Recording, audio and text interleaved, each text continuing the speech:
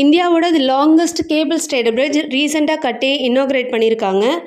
இந்த பிரிட்ஜ் எங்கே கட்டியிருக்காங்க, எதுக்கு கட்டினாங்க, இந்த பிரிட்ஜோட ஸ்பெஷல் ஃபீச்சர் என்ன அப்படின்ற எல்லா டீட்டெயில்ஸுமே இந்த வீடியோ ஃபுல்லாக பார்த்து நம்ம தெரிஞ்சுக்கலாம். இந்த பிரிட்ஜை பற்றி சொல்கிறதுக்கு முன்னாடி முதல்ல துவாரகான்றது என்னன்றது தெரிஞ்சுக்கலாம். துவாரகான்றது குஜராத்லேருந்து ஒரு 2.5 கிலோமீட்டர் டிஸ்டன்ஸில் இருக்கக்கூடிய ஒரு ஐலாண்டு.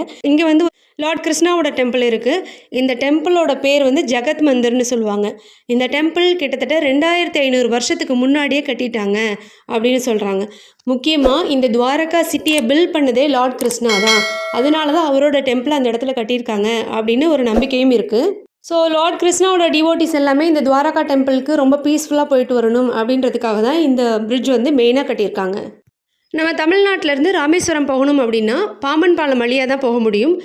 இந்த பாம்பன் பாலம் எந்த 2 ஏரியாவை கனெக்ட் பண்ணுது அப்படின்னா தமிழ்நாட்டில் இருக்கக்கூடிய மண்டபம் மெயின்லேண்டையும் அப்புறம் ராமேஸ்வரம் ஐலாண்டையும் கனெக்ட்